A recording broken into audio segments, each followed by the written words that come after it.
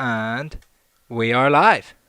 We are live. Welcome to Doing Bits Live with Eshaan Akbar and the very handsome and funny Vittorio Angelone. Hello, how's it going? Good. How have you been, my friend? I've been good. I had a nap today, so I'm mildly groggy, but we'll get there. Okay, we'll get there. We will absolutely get there. Now, this is Doing Bits Live, the show where we invite some of our favourite comedians from all across the world because we're international, baby. Brrrah. That's what we are.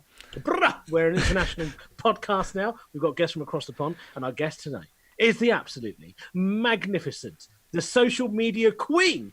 It's Kate Barron. Hello. Social media queen? No. Yeah, come on. You do some good content, all your stand-up clips on it. That's how I first got to know about you. I do whore myself out for Instagram a little bit, and every time I post it, I hate myself a little bit more, but... You know, you do a great job of it. Whereabouts are you holed up at the moment? At my flat in London. So I am in my bedroom. Yes, the boudoir. The boudoir. Seeing no action right now. Well, at least everyone's in the same boat. Are they, though? Oh, yeah, I feel like people are sneaking out. People for sure are sneaking A out. lot of stuff on Hinge about being like, I've talked to a lot of guys who are just like, come on, it's 5G. Come over and suck It's 5G. Get 5G. Come over and suck my dick. That's so funny. That's so funny. I'm good. I'm going to watch Bridget Jones's Diary. I was wondering today, like, I was watching the news and all the politicians and all the newsreaders' hair seems fine.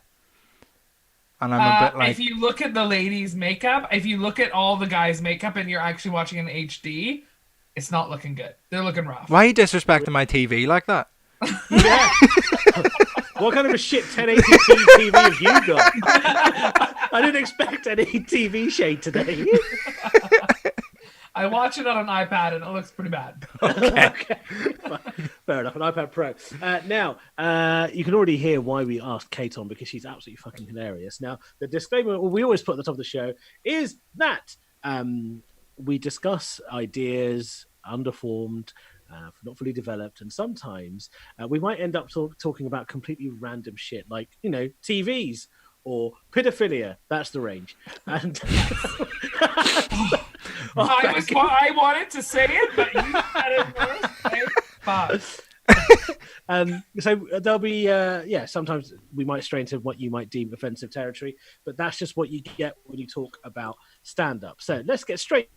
Kate, tell us, what do you miss about live stand-up? Oh fuck, what don't I miss? Yeah. Shitting in public bathrooms, dealing with men who aren't funny. Present company. I mean, you're here right now, so. or men who come up to me after the show and go, I usually hate women. Yeah. Do you know, I got that from a girl when I shared someone's clip and a girl messaged me like, yo, I normally hate female stand-ups, but that was really funny. I'm like, why are you saying it? Like, it was obviously you get it all the time, but I was like, yeah, that is really fucking annoying. But the men who say it, they act like they're like I'm supposed to be like, oh my god, can I please suck your dick for what you just said to me? Like, oh my god, and it's so insane. So I don't miss that. No, I miss everything. Oh, has that worked? No. Okay, just to clarify. Because I was about to kind of go up to some comedy nights in the disguise and be like, I don't usually like female comics. That's all of a sudden, you'll start running an open mic. Martin Besserman the second. You could do the new funny women. It'd be great. Yeah. The prize is getting to suck your dick. Yeah. Man, I miss everything. Like, just everything. I'm sure you guys are the exact same. Like, miss actually being there for the crowd. I don't think I realized, so I haven't been going that long. I'm like 4.5 years. Okay, yeah. But in the last probably 2 years, I've done shows nearly every single day. Ooh. Like with almost no breaks. Like last August, I did something like, I mean, I went up to Edinburgh for like 10 days, but generally, I think I did like 65 shows in the month or something. Like in December, I went back home for Christmas, but I was like touring the whole time when I was there. It was just like, I need it. Like, I didn't realize how much I needed. Like the crowd and just like getting up there and getting to be crazy on stage and rant, and that's actually where I write as well. So that's slowing my whole writing process down as well. I'm not getting to write live on stage. I'm so glad you said that, because we can get into that in a sec. Did you start stand-up in Canada? Yeah, I started it in Toronto. I grew up in Vancouver, but then I moved to Toronto, and I was totally like not doing stand-up. I was an art dealer, wasn't working in it at all. Wow. And then a girl that I met through the arts, she had started doing some open mics, and I started sort of like writing with her and helping her and stuff. And then she said, why don't you just come do it? And she sort of forced me, and I didn't tell anyone, and I did it. And now I've been like just fucking hooked, obviously. Was your first joke, art, what's the deal with that? Well, let me tell you, actually, we can do a very good deal. That is awful. Yeah! Yo, that would be a funny sketch series for you though, if you like brought back your art dealer skills and the show was called What's the Deal with That? I have had some weird, it's so uncomfortable when I go into someone's house and they have awful art. And then, or like I can tell it's shit that they've like painted themselves, and they go like, what do you think of this? And I'm like, oh, it's really good. And they go, I did it myself. I'm like, did you? Crazy. I find this very interesting. Now, I don't want to delve too much into your previous career. Yeah. But I do wonder, there must be a degree of subjectivity to assessing how nice an art piece is, and whether you've seen any kind of overlap with comedy as well, because they're both pretty subjective. Like what people find funny and what people find artistic might change, mightn't it? Yeah, I mean, I guess, yes, it definitely changes, and what people appreciate, obviously, like art evolves over time, right? And I think the bigger thing with art is like each piece has a story that comes with it, and the story of the piece is actually like what sells the artwork. So provenance is the story of who actually handles the art from artist to where it is now. So if a painting is like hundreds of years old, in theory, the most valuable pieces you can track back to where they are now, to whose hand they were before and before and before, and who the artist was and what they were going through and what stage in their career they were, and how all of those kinds of things. So there's actually a lot in valuation of art. However, with regards to how like a gallery system works in artists and rosters and bringing them in, and it's so similar to the comedy world. It's crazy. Wow. Do you mind talking us through some of the overlaps? Because this is fascinating stuff. Yeah, well, it's just like, a gallery, galleries, you could kind of think of them as like, I guess almost like clubs or more like agents, and to get on their, or like an agency, and so to get on their roster you sort of have to jump through all these hoops, and the deals can be crazy. Although in a gallery, the gallery takes 50% cut off the top for a piece of art. Yeah. So, and then they have a lot of discretion to like negotiate prices with their clients and stuff, and then if they negotiate, like the artist doesn't get like their fixed agreed upon rate unless some sort of deal has been made, but they get 50% of whatever it sold for. And then sometimes that's not as good for newer artists, and sometimes there's like fewer of those opportunities. There is a lot of crossover. And then I also worked in like art auctions and fine art auctions and stuff like that, and there's like really not a lot of regulation. So the artists themselves, just like comics, they don't have a lot of support and regulation. Have you heard of the Live Comedy Association? No, I haven't. Is there one? No, it's the new fucking the new union. There's like a new thing. There's a Canadian Association of Stand-Up Comics that are trying to sort of like come together and do that. But there's a UK one starting now as well. Okay, well, yeah, that's awesome. So yeah, it's just similar. There's a lot. Awesome. So it's similar. I mean, it's kind of boring, but it's I've ever heard. So, okay, do you know what? We should do another podcast called What's the Deal with That? Just talk about art. That was very, very interesting. Yeah, totally. I think it's so good. By the way, just a reminder, if you're watching on YouTube, you can ask questions, so please don't be shy. So you started out in Toronto. How long after you started did you move to the UK to do stand-up here? So I moved to the UK when I was, I guess, like just over a year ago. So 3.5 years into comedy. Right. I moved to the UK, so I've been here as of March 6th. It was a year. What was the impetus for that? What drove you to want to come to the UK? Well, you know what? I was in Toronto, and I don't know, I'm sure you've talked to other Canadian comics like Bobby Mayer and Alison June Smith and like Mike Wilmot. There's sort of this like area that you get to in Canada where everyone just goes, okay, there's nothing more here. It's just too small to sort of, I think it's the same probably with like Ireland, right? Like it's not sort of too small to sort of have like a big industry there, big entertainment industry. And so you either move to the US or you move to the UK if you want to take it seriously. And I was talking to someone and they're like, if you want to write for someone else, move to the US. If you want to write for yourself and tour and be a stand-up, go to the UK. And interesting. I'd come here on holiday to go to a wedding up in Scotland with friends, and I was like, well, why don't I just, while I'm coming through London, I'll do shows. I did the King Gong at Comedy Store. I did a bunch of shows. I did some shows at like Angel. I went and did the Stand up in Edinburgh, and I was just like, oh fuck, it's really like they get my comedy here. They like me. Maybe this is where it's at. And then I realized that because my grandfather was born in Manchester, I can have the ancestry visa to be here for 5 years. Nice. Yeah, and then on the path immigration. It helps. It helps being Canadian. Yeah. Fuck, that's awesome. Right. So you've been spent about a year and a half or so on the UK circuit. Yeah. Where do you like gigging afterward? This is all done and dusted. Where would you want to make a beeline for?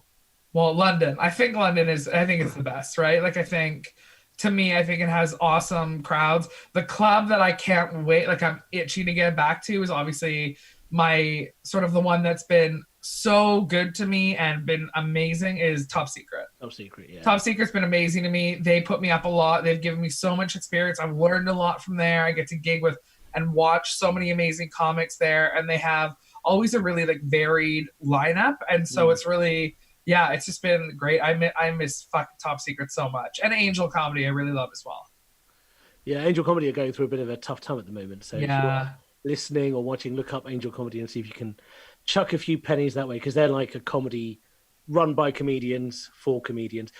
Vittorio, do you perform at Angel much? Yeah, so Angel is a really cool one for me because before I started stand-up, when I was just a student in London, I used to go and watch loads of shows at Angel. And I was always that guy who never put anything in the bucket because I was fucking broke.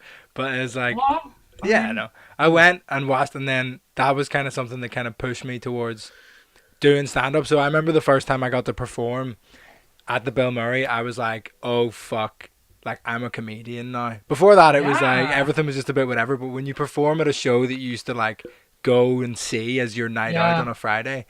to perform at it, I was like, holy fuck. And I've been really lucky. I emceed a couple shows for them, and like I was in fairly regularly. It's just so those midweek shows, especially the raw ones for like new material and stuff, like there's no... I remember the first time, because it's a mix of new material and like acts trying out to get on the weekend shows. I remember I did a couple as like tryouts, so I was like doing my best stuff and like trying to like smash and do whatever. And I remember the first time when I was there, James was like, yo, like, we know you're good, do some new stuff. That was like such a big moment of like, oh fuck, like this is cool. Like a club trusting you to go up and like work on stuff there, because it's so valuable to have a really receptive crowd for new material. It makes such a difference, absolutely. Especially like you were saying, if you're writing on stage, because if it's a shit crowd, like you can't trust anything that doesn't go well, and you almost can't trust anything that does go well either. Yeah. Where was your last gig? Do you remember, Kate? My last was at Angel. It was at Bill Murray. So my last week, I had a sweet last little weekend of gigs. I did Backyard. Oh, really? Backyard on the Friday, Poodle Club on the Saturday, or Bill Murray on the Sunday. It's my last weekend of shows, and they were all great. Like the Sunday one was a little weird because the people had sort of started to get further away from each other, so it was only about half full. But that Backyard one, it was the best. Is lovely. It was the best time I'd ever had a Backyard. I never do well there. And then so I went there with being like, well, I'm gonna bomb as usual, so let me just go up and fucking bomb. Oh, it was so good. Yeah, it was really, really good. Backyard is in Bethnal Green, and hopefully it will still be there when we're all done. Because I know, I hope so. It's like a 4-minute walk from my house. Oh, okay. You live around that part of London? I live in Bethnal Green, yeah. Nice, very good. East London. I'm also an East London person. Yeah, I was born in Whitechapel, as it happens. Oh, I just like this area. When I moved here, I just stayed at like a temporary place for 2 months, and then I was trying to figure out where I was, and I'm just like, I think East London's a bit of me. It's super nice. I really prefer. Like I've lived north and east, and I hate west. West seems super like soulless to me. I know if you go further out, it's got a bit more of a community thing, but it seems like that Bethnal Green area feels like especially near Vicky Park, really doesn't feel like London. It kind of feels more like a village. It's so nice just to be it's everything you need here. I really haven't left this other than to go for like a bike ride or a walk. Like I've been mostly insular, so this is good. So you've alluded to this already. Talk to me about how you normally come up with an idea, write it, test it before it becomes a bit that you're willing to put on stage. Okay, so I'm sitting on the toilet and I think, oh, that's funny. I'm sitting on the toilet watching TikToks. I go, yeah, I can steal that joke. Thanks, Horatio Gold. Yeah. 13-year-old girl.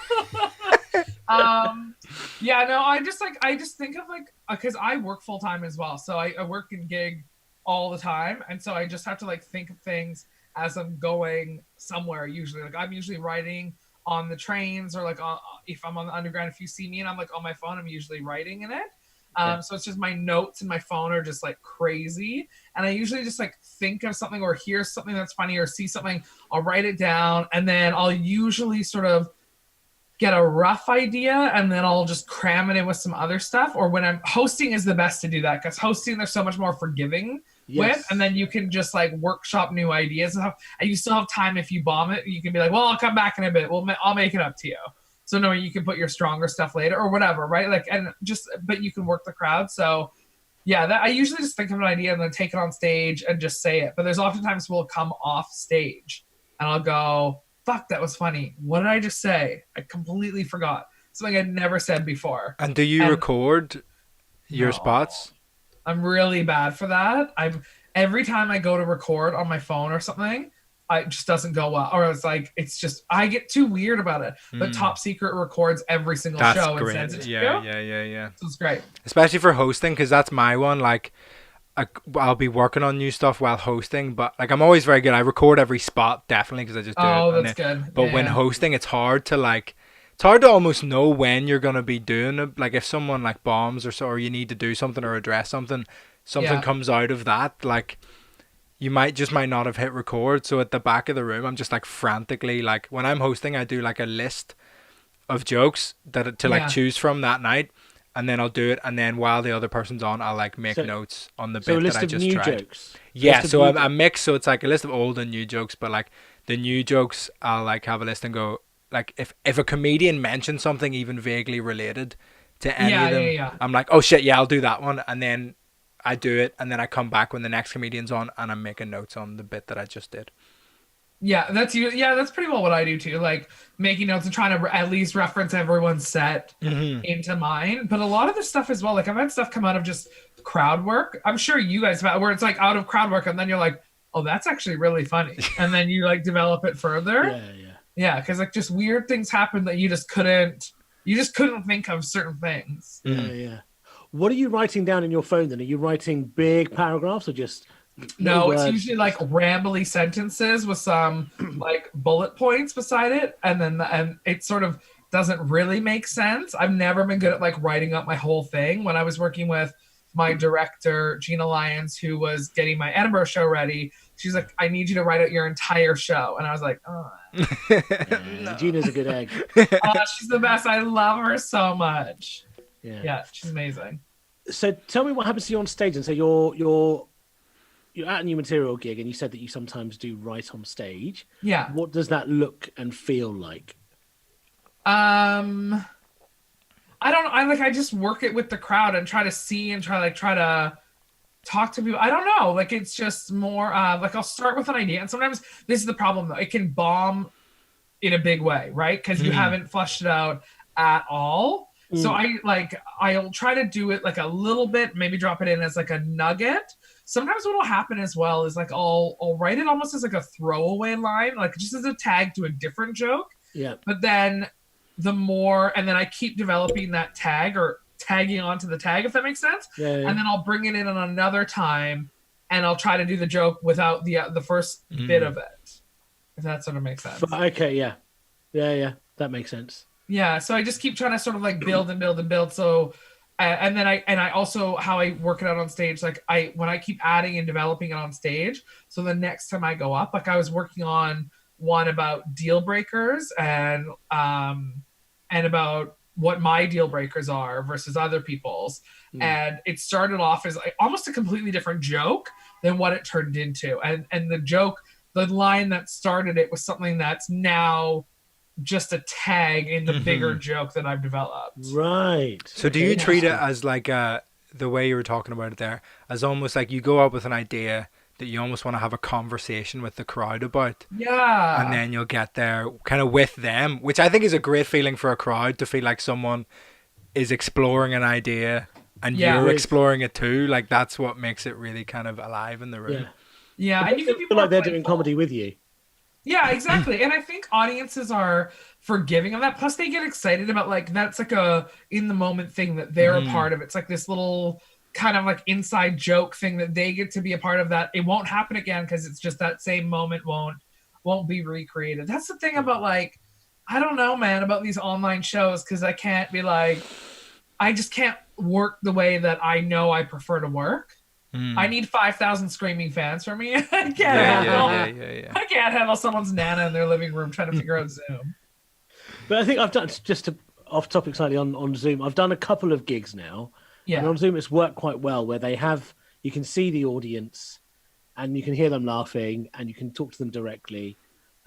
It's not quite the same thing, but it's not completely awful. I thought it would be. Yeah. I think it just lacks that investment from people, because they can just get on their phone and they can just get up and go make a cup of tea, and they're not. There's no really awful lizard tribal thing to it. There's no like laughter isn't contagious on a Zoom call the way it is if you're crammed into top secret. That's like true. Right up against someone, and like the whole room is like moving with laughter and people are bumping shoulders and stuff. It's like you're kind of by yourself. Every audience member is by themselves.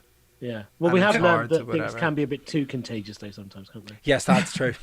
Oh, good. Zinger! I was gonna say, I feel like Zoom is like masturbation. Like it's fine, it'll get the job done if you have no other options. But like doing live comedy is having sex with somebody. Sorry, is there other options?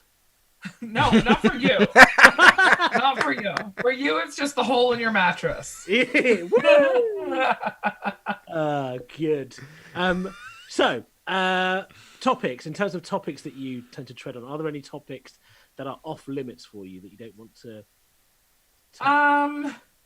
Like I don't want to get. I mean, I don't want to get too serious in my stuff. Like I don't like doing like really, really heavy. A lot of my stuff is about like sex and dating and relationships and friends and that kind of. I don't want to get too heavy into like big, huge topics. I think as like a straight white woman, I'm not going to be the one to like champion race relations on stage and be like, I'll save you everyone with my, like. Okay. I don't think I have this like unique. I am like a from Canada, middle class, straight white woman. I think there's some jokes that I think are like almost like not my story to tell or not my place to tell. Okay. I've thought of jokes before. My friend Selma Hindi, she's a comic who is in Toronto, and I've thought of jokes before that I'm like, this is fucking funny.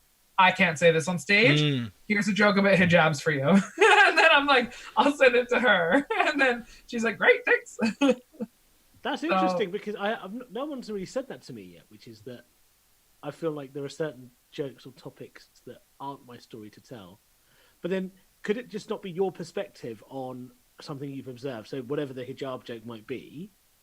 Totally. But I also want to make sure that it's coming out. I think when you're on stage and you're up there and you have a room of people listening to you and like hanging on your words, I think there's a lot of power that comes with that. Mm-hmm. And I think there's a certain amount of responsibility in the words you say. You know what I mean? Like it's like, and I don't want it to make it look like I'm this. That's also just not who I want to be on stage. I don't want to be this person who's like being really serious or like going somewhere that I don't think maybe right now where my joke writing ability is and my comfort level, I don't think I have the right to be there. If it was something I felt really good about or really confident about and I felt like I could really take a stand and say it, then I would say it for sure. But that's and that was something that I struggled with my Edinburgh show was like, I don't know if this is serious enough or as hard hitting enough. And I had people be like, oh, I don't know. No one wants to kill themselves in your show, so I don't know if that's a very good one. Like, so, and like, you know, like I don't know. But like, that's just something that I feel like, I don't know who I was talking to. It might have been Ty Campbell. He's an improviser and a comic, and was just talking about how last year Edinburgh, like 1 year or whatever, he just saw there's like all these like they just were white girls and they were like doing their stories of like what was me, and like you feel your feels, have your fifis, like live your pain, whatever. But like sometimes you're just like, okay, single tear for you, girl. What a life. And then you just kind of want, I don't know. Does this make sense at all? It does. I mean, I'd be interested to hear what you think in terms of preparing for it. Were you preparing for a 1 hour show? Or... Yeah. I'd already done like 20 previews. Fine. So when you were writing that show, were you trying to get something that had a bit of a serious message to it? Or were you able to just say, I just want to do an hour of jokes?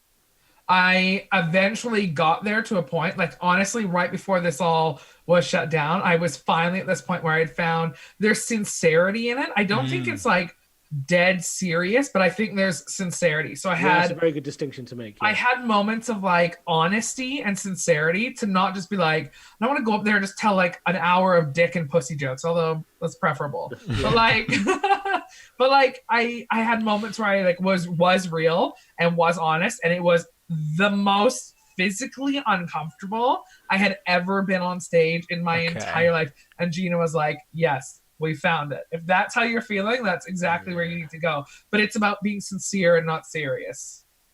Vittorio, what's your perspective on this? I'm interested to hear yours, actually, because, I wonder what the line between sincerity and just being funny for funny's sake. I struggle with this, I feel like, quite a lot, where... Like I definitely consciously struggle with it a bit more in my podcast, because I started my podcast before I started stand up, so it started sincere, and now as I've like become a better comedian, it's become like a funnier podcast at times, but I want to keep it kind of, I liked it as that outlet for sincerity. And I think there's an interesting thing that you said about like not your story to tell, and like whether you feel, I think I think this came up with, I can't remember who, where like you need a reason to be saying what you're saying. Like you personally, Alfie? Yeah, you need a reason to be talking about what you're talking about. Otherwise, the audience is like a bit kind of like it just doesn't feel right for you or the audience, I don't think. But I mean, my stuff does talk about stuff that I potentially don't have a right to talk about. So maybe I'm lying, but I don't. But I don't know that it's hard with that Edinburgh thing. Like I was going to do a work in progress thing, and I had this idea for the Edinburgh show, and it was a conscious choice to play the Edinburgh game and do the Edinburgh show. Yeah. Because if that's what it takes to succeed in that realm, then you might as well fucking do that. Like you could get up and do an hour long club set, but you have to realize that the reviewers will write, it just felt like an hour long club set, as if that's a bad thing. Right, yeah. As if making people laugh for an hour is a bad thing. As if it's easy. Do you know what I mean? Like, but yeah, I think the reason to say something, and I always try and find a reason to say it. I don't know. I think it's hard to feel like you have value to add to a topic that has been talked about by so many people, especially when you're quite new to the art form.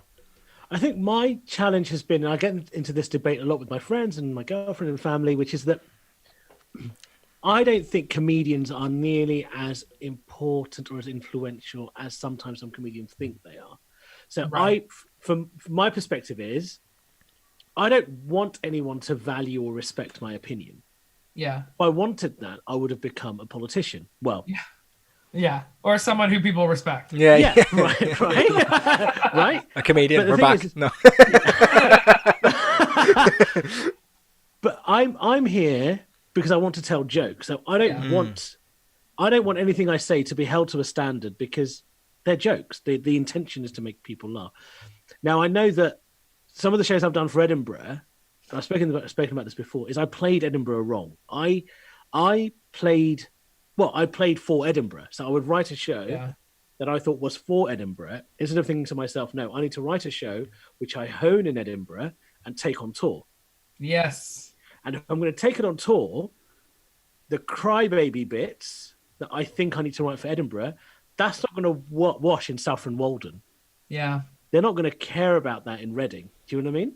Mm-hmm. So I think I've gone through a bit of a journey where I'm just a bit more like, well, actually, if I can find a funny perspective on it, for me, I don't think I need to have skin in the game, but I certainly, as Vittorio said, find a way to justify me talking about it.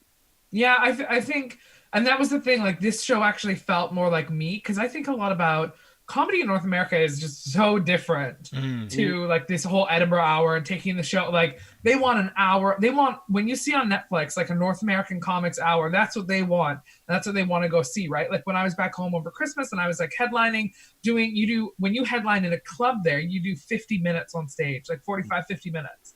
So you're doing almost an Edinburgh hour and you're doing stand-up. You're doing jokes. And if you're not building and doing just your fucking great jokes, they'll go, like, if I took a moment to be like, oh, they'd be like, what the fuck? Yeah. Like, it would just be so weird. So also, that's obviously in my mind because that's how I've come up in comedy, is with that mentality where, like, my issue, and this is what I get criticism on from, like, bookers and stuff, is that, like, Don from the Comedy Store told me he feels like I could write 5 minutes of material and have a good 10-minute set. But I want to punch, go, and I want to do that so much and go like so many laughs. I'm not consciously going like, oh, I need this many laughs per minute, but like I want it, and I want to keep riding laugh after laugh after laugh after laugh. But then I have this really good conversation with Stephen Grant, who's like an amazing writer and comedian, right? And he's like, in your Edinburgh hour, like they're with you. They're not getting up to leave. They're not waiting for the next comic. They came to see you. They didn't come to see a show and they're like, oh, fuck, when's this bitch off? I mean, maybe they're saying that. But, like, they're here to see you so you can slow it down. And I had feedback from somebody once in one of my previews say, oh, my God, that was so funny. I was laughing so hard. I almost couldn't keep up with you. And I was like, that's not a good thing. I think that is a good thing. No, but... See, this is interesting, isn't it? It's just a school of thought. Yeah, So I don't know. Why do you think it's not a good thing, Kate? I think it's like I want it to be almost there, that you almost can't keep, but you can. And like I want it to go fast. I want it to be. I want people to walk out of my shows and go, "Holy shit, that girl's funny." Yeah, like that was a good fucking time, and they just go, "That was a great fucking time." I didn't learn. I don't care if they learn any huge lessons or what. No. That was a good fucking time. I would pay money to go do that again. That was a good use of my time and money. But like, if somebody can't keep up with me, then it's almost like, I don't know, they're not absorbing it as well. Like, there's a reason when you go watch movies, they have to have moments where they slow down and let you absorb and like think about everything you're going through. Like I think I go really fast because I know all the material. I know all this. I know what's coming. That's a balance, yeah. They don't know what's coming, so they're processing, and I'm not giving them time to actually process the material. And it would likely hit much harder if I allowed them to do that, I think, and sit in my silence a little bit more and sit in that. But I have a really hard time with that. Vittorio, what about you? Yeah, that's a tricky one. I think with movies and like my favorite movies and plays and stuff, like I don't keep up with them. There's something my friend said to me which kind of springs to mind about like the comedians. There's comedians who you'll watch and you'll laugh a lot, but you won't think about it on the way home.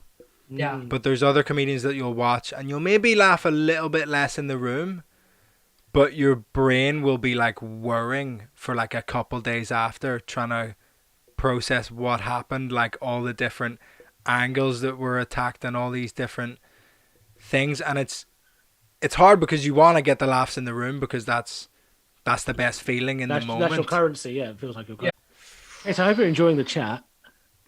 Yes, it's great. I love it. This is great. This is nice to talk about all this stuff. I haven't really had like real comedy chat in a while. Yeah. Oh. Okay. Oh, are we back?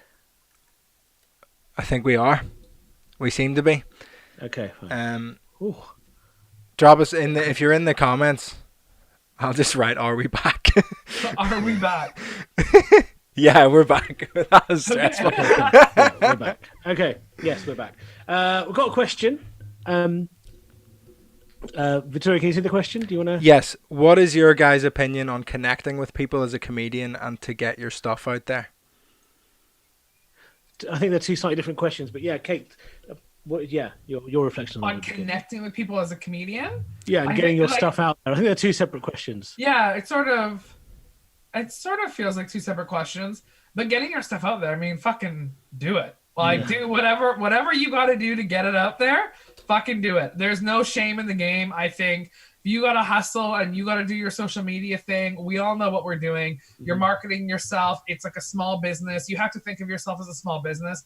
You have to market yourself. You're a brand. You need to be thinking about that at all stages. Like, that's it. I think there's no shame in doing any of that. And I think you need to be very conscious of that, even to like what you're wearing on stage, to how you respond to people who follow you on social media and all of that kind of stuff. And then as far as connecting with people, yeah, I would hope that I would connect with people. Like, I do want people in the crowd to like me. I mean, like, I want to connect with them in a way that makes them I get a lot of hugs from people who see me, and I really like that. All right, yeah, that's nice. They feel it compelled to, like, people always say, like, oh, I don't know why, I just want to hug you, but I really enjoy that. So I guess I just want physical touch, basically.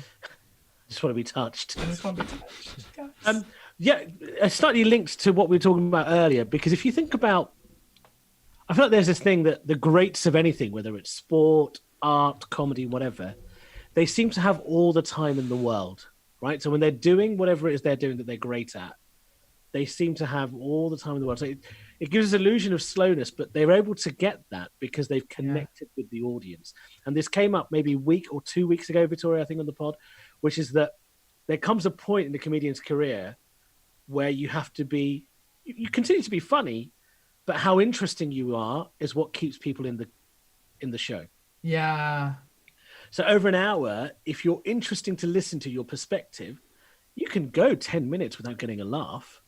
Yeah. But that thing that Vittorio mentioned, which is that person leaves and they have something to ponder, that's why they're there, because at that point, you just become a pontificator, a humorous pontificator or something.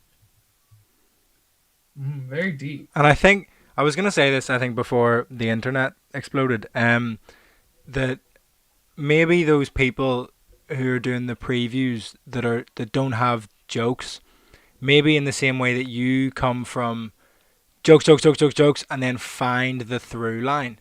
Maybe they start with a through line and then grow in the other direction. Because I remember, and this seems like the opposite of what he does, but Patrice O'Neill always said that he was just trying to figure out his philosophy on life. Yeah. And then get that out. I mean, like, you can agree with his points of view on things or disagree with him, but it's like, it doesn't seem like he started with the point of like trying to work out what he thought about things and then making it funny. He seems like a very like make it funny straight away guy, but maybe he's just like very, very naturally talented. But maybe like where you come from, one, I don't know if this is a question, I don't think it is, but it's just, I just thought like maybe some people come from the direction of interesting to funny and some people come the direction of like funny to interesting. Oh, I like that. I think that's a very good point. I think you're totally right there. I think what fascinates me about the British idea of funny is that the culture of British comedy I've seen has always been, funny, like slapstick from the early days to some of the comedians that we've ended up loving. Your Lee Evans, your Mickey Flanagan's, your Michael McIntyre's. These guys, whether you like enjoy the comedy or not, they are just funny. So this Edinburgh thing of over the last 5 to 8 years of being sad, at some points, I can't. It doesn't seem to. I don't understand how it's got to that point. Is it a Kitson and a Stuart Lee thing? Because they've been so influential in the kind of forging of this comedy culture. Yeah, potentially. I think it has created a division between a commercially viable comedy career and the one which is more artistic. I was talking about this with someone the other day where it's like, do you want to be a successful comedian or a good comedian? Because you can be both, but some people are either one or the other. Right. It's not unlike the art world. This is not unlike the art world. There's artists who go to museums and they're like well regarded, but then I know artists who make a killing, but you'd look at their stuff and go like, Did you buy that at like a department store? It's like not amazing, but they make a killing because it's very accessible. Lowest common denominator. Oh, that's pretty. Those colors will go with my couch. And people buy it for that, but it's not hanging in museums anywhere. And it's like, yeah, I think you got to decide the kind of comedian you want to be as well. And I think you could maybe have some crossover, but that's just why I wanted my Edinburgh show to be like as much like me. I wanted it to be like a genuine representation of who I am as a comic. That's less stressful. I'm fucking not. Yeah, I think that's less stressful. I've always thought that it's a lot more stressful to try and be something. And try and present something. Whereas if your only intention is to be yourself, then any feedback kind of rolls off a little bit more. In a way, it's more personal, but it's not like you were aiming to please people. It's not like you were aiming to be something that you're not. So it's kind of easier to take the feedback. Let's talk about material now because I'm conscious of time. Who knew? We're already on 40 minutes. Oh, shit. So yeah, have you been thinking about material in this time? Have you just thought, I just have to wait until it's all over? What have you been up to in terms of material? You know, I wasn't writing that much. I'm writing a sitcom right now, as fucking everyone is. So I'm trying to write that. And then like I didn't have a lot of material. And then as of late, I've been writing like more and more jokes. Just sort of like joke notes in my phone and stuff like that. So not a ton, but I have been writing some. And what kind of thoughts are you having? Is there anything in particular that you want to talk about or were talking about before lockdown that you wanted to fix maybe for the Edinburgh show that maybe we can talk to you about? I don't know about the fixing for the Edinburgh show because now I don't even know what it would look like next year. But like ones that I'm like, Gina actually tweeted something the other day about something about like Casper mattresses and Simba mattresses and whatever. And then I was just like, how funny is that we're all talking about like how we want to lay on like a Casper or an Emma or an Eve. I'm like, I want to lay on like a fucking Jamal. A big black mattress. Give me a big black memory foam Jamal mattress. Deliver that shit to my door and I will sleep like a baby. Why are mattresses white? Yeah. That seems like the stupidest color ever. That is a very good question. Well, mine are yellow, but you don't anyway. But I think actually they're probably white to see stains. They are probably white to see stains. I will be fair on that. But to see stains. That's one of my I guess. Like, yeah. When like I just thought that was like a funny concept of like all these little like delicate little names for mattresses. When like what you do in there, you sleep, you toss, you turn, you fuck. Like Matt, you need someone heavy duty or like at least maybe like a girthy man's name. Like this is like Gary. Yeah. But the thing is also the naming conventions. You know, the naming conventions have been thought up by these publicists who just want to make sure that the name has kind of marketable value, right? Totally. And they're probably thinking, if you give it like a Tyrone or a Jamal, it will be marketable, which then begs the question, are they thinking that the people who are going to buy mattresses are thinking, I don't want a Tyrone, he might eat me up in my sleep? Or, you know what I mean? Are they racist mattresses? Does that work? I know. And that's why I think this is such a funny concept. I don't have anything else. That's literally all I had written. I have like... I thought of a really, maybe... we said at the start of the show, sometimes it's offensive. Yeah. Here we go. Say it. You're looking for a mattress that's going to take a beating. So it should be called like Rihanna or something.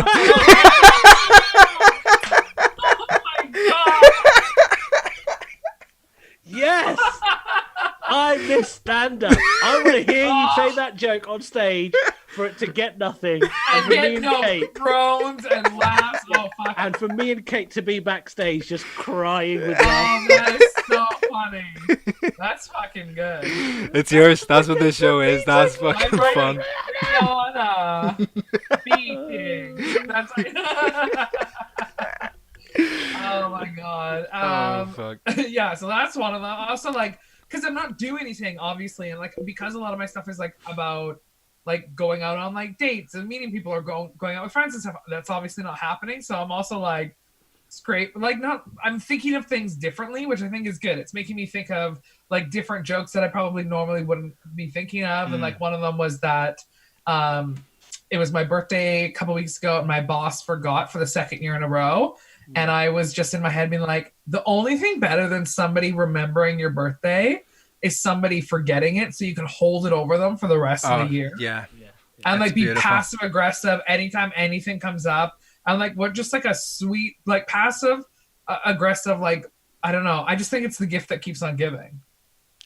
100%. I had a thing with my birthday, or no, it was Christmas actually, where I wanted a pair of trainers. So my girlfriend was like, "I'll get you them, but you order them because I don't want to fuck it up." So I ordered them and paid for them, and then she like forgot to pay me for a while. So I bought my own Christmas present.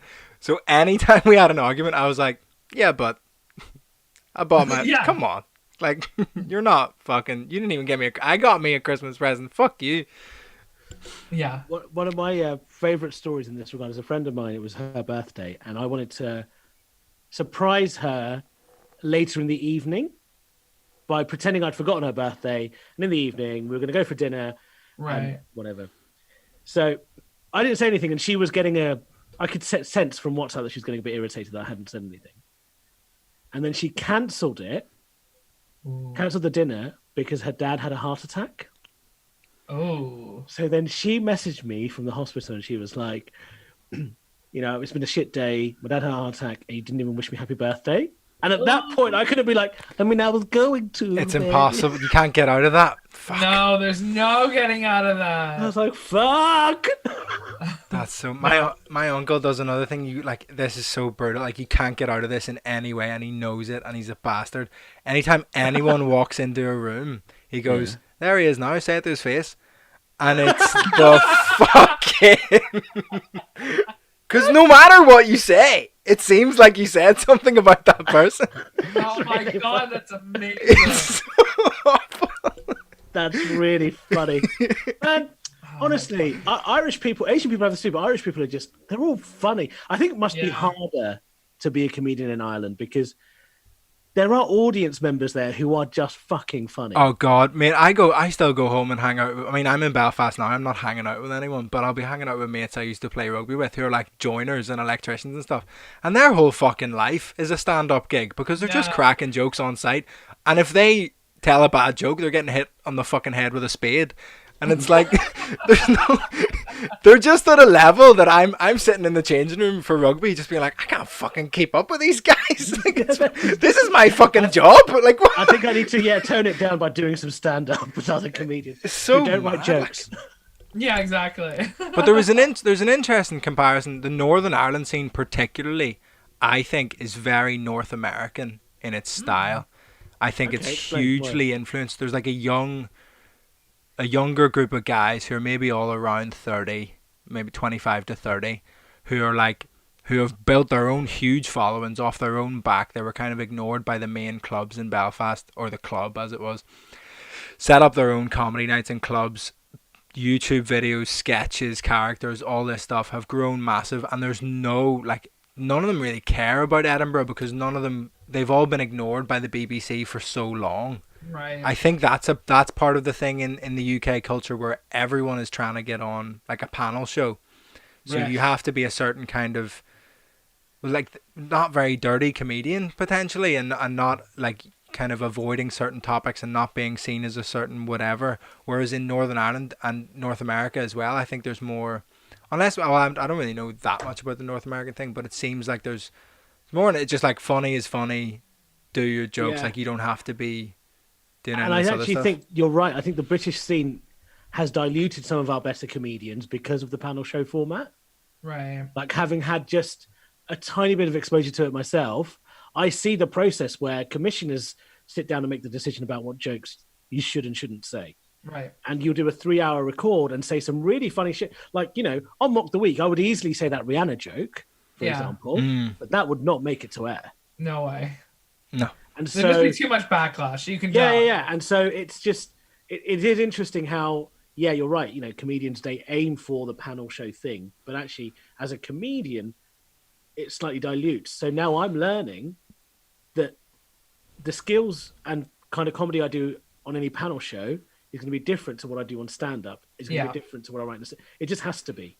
Yeah, of course. In North America, you don't really have to worry about that because it's just about being. Well, there's the late night set. I think people have spoken. I've heard people speak about that late night set being quite they will pick it apart word for word and be like, you can't say that word, you can't, and you have to like rewrite your set for it. Have you ever, what's your kind of perspective on how that late night, I've heard comedians say that the late night show isn't what it used to be. You're better getting on a big podcast than you are on a late show. So what's your perspective on how that affects the TV culture? in general is what it used to be, right? Yeah, so it's just TV in general is just not, you need to be kind of like everywhere. It's sort of like with like Just For Laughs in Montreal. It used to be a kingmaker. And if you were invited to Montreal to perform with Just For Laughs, you were basically, that was your ticket to getting a sitcom and like blowing up, like Ray Romano and Jerry Seinfeld and all these people who would just go huge after that. And now they want people who already have huge followings to come there and help draw crowds for them. And so they have to sort of build all their own clout around them. And I think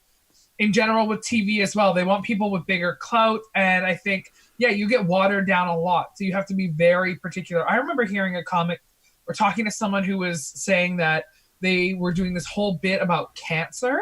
And it like, cancer is not a dirty word. I don't know anyone who hasn't had some experience with cancer with a member of their family or friend or themselves or whoever. But like, so it was this whole bit about cancer, and they were like, you can do the whole bit, but you just can't say it was cancer. You have to say it was like gum disease. And it doesn't work. Thrush. Fucking that. I guess their side of it is that is the fact that cancer has affected everyone, so they know that it won't be more likely to upset more people. But if you're like gingivitis, like no one fucking. But then everyone goes, "Why are you so weird and so passionate about gingivitis?" It doesn't work. It's so. Why did you get a breast removed because of gingivitis? And that's why I only have one ball. Brush your teeth, kids. There's some crazy ass gingivitis, motherfuckers. Yo, there's a bit in like how you get gingivitis on your balls with some fucking gummy bastard sucking your dick. You bummed at a gig after you just wanted some relief, and you found a homeless guy to just suck your dick. Fuck. And his teeth chomped on, and he walked away without them. Yeah. You're picking them out like pebbles. You have to go see a dentist for your balls. Oh fuck. So I don't know. I think that's just TV. And in Canada, it's much worse. Like I even just showcase for CBC, which is like our baby version of the BBC, one channel, and everything there. They're like, you should gear this towards 80-year-old women that live in a farm and like knit on their spare time. Like the riskiest thing they've ever like shown their ankles. So then they're like, they sent us an email of like, here's a 2-page document of not only the words you can't say, like obvious, can't say shit, fuck, cunt, whatever, all the fun ones. And which is hard for me because I use fuck like the word on stage. Eshaan says this about me as well. Yeah, he does the same thing. Yeah, I say fuck all the time. And then, but they have it's content. You can't, if you're a man, you can't talk about like, oh, my wife is women are so black. You can't generalize women in your sets. You can't. It's like all this stuff that you're just like, Patrice is done out here. Yeah, like I think people are smarter than that, and you can give them a little bit more fucking credit. Kids have little porn devices in their pockets at all times, right? Like people, I don't know. All these rules need to catch up. Yeah. You know when you summarize the swears just very quickly, you always say it in that order. What did I say? Shit, fuck, cunt. You can't say it in any other order. You can't say fuck, shit, cunt, because that's like, okay, don't do that. Yeah. Can't, shit, fuck doesn't quite. Anyway, carry on. No, I'm just like. My mind has been blown. You never say it in any other order. The gingivitis on his balls right now, he's thinking about. Even if you stub your toe, you'd be like, shit, fuck. You couldn't do it in any other order. Yeah. I actually saw there's a comic, Brian Ward in Toronto, who has this great bit about how the reason kids are always crying and so upset is because they don't swear. Yeah. And he's like, if they have the available, like. I've seen. Yeah, that's funny. You see, like he's like, if they have the ability to express themselves and then they drop their ice cream, rather than just sitting there shaking and getting all red and be like, they just go, oh, fuck. Like, that'd be so cute to see a kid swear. That thing you were saying about the shit, fuck, cunt in that order is like bizarrely sounds so much like a Seinfeld bit, but definitely isn't a Seinfeld bit because it's about swear words. He was like, it's always shit, fuck, cunt. It's never cunt, fuck, shit. Why is it this order? Who's doing this? Who put it in that order? It's you always get heart attacks. You never get heart attacks. It's like, okay. Actually, maybe I don't know if you have time. We'll talk about it. Are you a fan of Seinfeld, Kate? I am, with an asterisk. So I grew up on Seinfeld. I love that show. Larry David, I love him so much. Like Curb Your Enthusiasm, I think, is one of the best sitcoms of all time. Yeah. I absolutely fucking love it. I love the style of it. I love the writing, everything. I do, and I think Jerry Seinfeld, as far as a joke writer and the craft and all of that, is excellent. His jokes, do I find them still like laugh out loud funny? I haven't seen the new special, but like I watched that documentary which cut in his old bits and stuff like that, and the whole time I was like, ugh. I think for me it's like listening to Mozart. Like you have to realize that it was revolutionary at the time. Yes. And he was the first person to do those things. But everyone since then has been doing some kind of permutation of that, so it feels really tired. Yeah, and I think a very, very good point. But I think he has a responsibility to keep up. Where you look at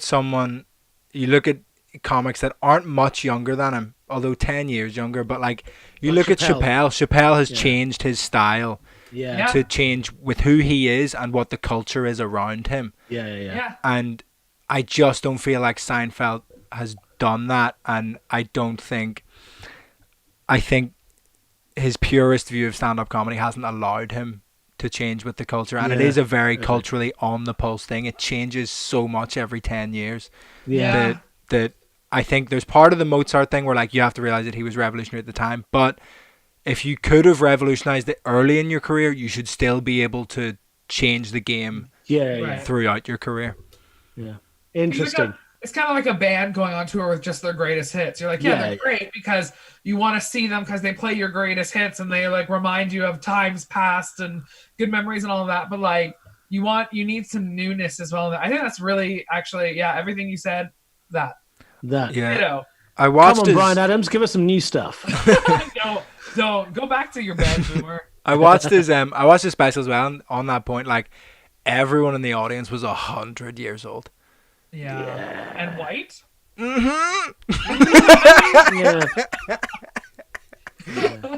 It was when he started talking about buffets, and I was like, really? No, like that's not a cultural thing anymore. Yeah, come on, man. No, anyway. That kind of stuff, I find it like you have to keep up. I love Chris Rock. Chris Rock is one of my favorite comics. I think he's done a really good. I think whoever you are, even at the level like I'm at, I think my comedy, it needs to evolve like where I'm at in life and who I am, or else it just doesn't ring true. It's not authentic. And like Chris Rock is Tambourine. I really like that. Yeah, Tambourine was great. And it was just like, it wasn't this huge, big room, which he could have packed out an arena for it. It was like this intimate room, probably like 500 people in there, 300 people in there, black t-shirt, just simple, old school, mic, stool, boom, that's it. That is my favorite. But his material was very, like, it is who he is today. It wasn't him trying to be like, what's the deal? And then like constantly going back. Like it was so, I almost did a Chris Rock impression, but I held myself back. But like, I don't know. It just, there's something that feels so different about that, or Chappelle, or like Wanda Sykes or Sarah Silverman, or someone who's like really kept up with who they are. But Seinfeld just goes, well, these are the hits. This is the fucking moneymaker. So this is why I don't want them to stop ISIS, because if they stop that, then I won't have anything to talk about for a while. Okay. And on that note, this has been Doing Bits Live. Kate, where can people find out about you? Oh my god, what an ending. What a blow light. On Instagram, it's very obnoxious. I have an underscore at the start, _Kate Barron, Barron. Twitter, Kate_Barron. I'm on Facebook, comedian Kate Barron. Just everywhere. And on TikTok, you can just find me creeping in the corner. Rolling in shadows. Guys, make sure you follow Kate Barron, because she's absolutely hilarious, and she's going to get bigger and bigger, and I've really enjoyed watching her videos, and I'm looking forward to seeing the ascendancy of the Barron star Thanks, over the guys. coming years. Thanks for having me.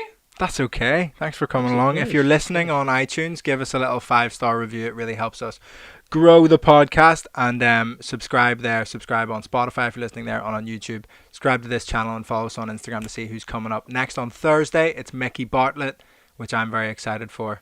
Good old Mickey, the man sexiest himself. man in Ireland. So Right, so thank you very much, guys. That's Doing Bits Live. Bye. Have a good one. Bye. Wait, let me end it. And we're ended.